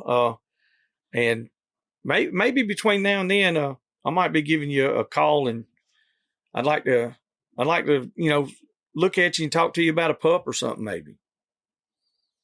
Oh yeah. Well, I can sure help you out there. All right. That's snooty stuff. Boy, you got my ears perked up. I'm telling you now. If you want to look at it, go to my website. It's bulletproofkennels.com. Okay. And click on announcements. You'll see male dogs, female dogs, and then the third one on the list is announcements. Click on announcements and go down there. You'll see Ajax, Grand Champion Ajax, Mm-hmm. and it shows him a picture of him and his pedigree. Okay, and then from that, scroll down and you see the sire and the dam of the pups I got, and you see the pedigree of the pups. Zippo And you can, and Crimson? yep, Zippo and Crimson. And stack that pedigree. If you go down below, you'll see the pups pedigree. Mm-hmm. That's what I'm looking at right now. Stack that pedigree against the Grand Champion Ajax pedigree, and you'll see the truth about how almost exactly dog for dog the same pedigree. Anyway, before we finish, I wanted to say one thing about. Go ahead. If you go, huh? No, go ahead. Say whatever you want to say. Yeah, I wanted to mention, if you go in there, I wanted to draw attention to. Do you remember the dog Grand Champion or Champion Thor? Mm-hmm. Woods Champion Thor. Woods Thor, yes. Yeah, it was snooty over the top of Miss Pool Hall Red. Yep. To make a champion dog named Thor. Bobby Halls. No. What was it? Halls? Didn't he have a dog named Pool Hall Red? Who had that one? Oh no. Irish Jerry had Pool Hall Red. Irish Jerry. Okay, I'm sorry. I got you. Yeah, Irish Jerry had Pool Hall Red. All right. Yeah, she was, in my opinion, the greatest female pit bull ever lived. Okay. My opinion. She didn't get bred very much. They only bred her a few times, but Thor was one of the dogs that came out of her. But she was the greatest pit bull I ever, female pit bull. Mm-hmm. But if you look at that pedigree on Pedigree platform, I guess everybody's using a Pedigree platform now. Yes, sir. Go type in Woods, and it should say something like Woods in parentheses Brewers, Brewers, Woods Brewers Champion Thor. Mm-hmm. Click on that pedigree and look at the true pedigree, the true breeding on Woods Snooty. You'll see that is the true pedigree on Snooty. All right. So anyway, I'm gonna check that out here in just a little bit. Yep. Yeah. Anyway, and on my website you'll see that. Stack that pedigree up against the Ajax dog. You'll see how close that pedigree is. I'll do it, buddy. Well, I sure appreciate you letting me run my gums here the last 2 hours. Hey, I love it. I've had a good time, and like I said, we really appreciate you. And I'll be talking with you pretty soon. I appreciate you. You know what? I didn't even catch your name. Joey. Joey. Okay. Yes, sir. Yeah, Joey, right? Yeah. Okay, Joey. Well, I'm going to down you. This is your personal cell phone? It's my personal number. Yes, sir. Okay. I'm going to download you into my phone, and I'll have you. Okay. Right. Sounds good to me, bud. Okay, Joey. Good talking to you. Have a good night. Take care. Yes, sir. Yes, sir. Bye-bye. Well, that's a good one there, boys. There's a whole lot of stuff in there that's history. And that was part of culture. That was part of life for many, many years. The matching of dogs, all the way from way back in the 1600s, actually before then, but so it's one of those things. And the things that we discussed in there are nothing that any of us are doing in this day and time. What Mr. Parker is talking about are things that were sanctioned events when they were legal to do years and years ago, and they haven't been done since. Just want to make sure that that's clear. I don't want anybody calling, talking off the wall, and yes, we do know a lot about these things because I was alive during that time. I'm older and getting older by the day. And so just wanted to throw that out there. He's a wealth of knowledge. We'll have him back on before too long, do another one with him, talk some more stories. And y'all let us know what y'all thought about it. And hey, until then, y'all make sure to get off your ass and on your feet out there shading in the heat. We'll see y'all.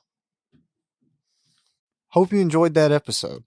If there's anything or anyone you'd like to hear on the podcast, or if you'd like to come hunt with us, don't hesitate to contact us at dixiedoggers01@gmail.com.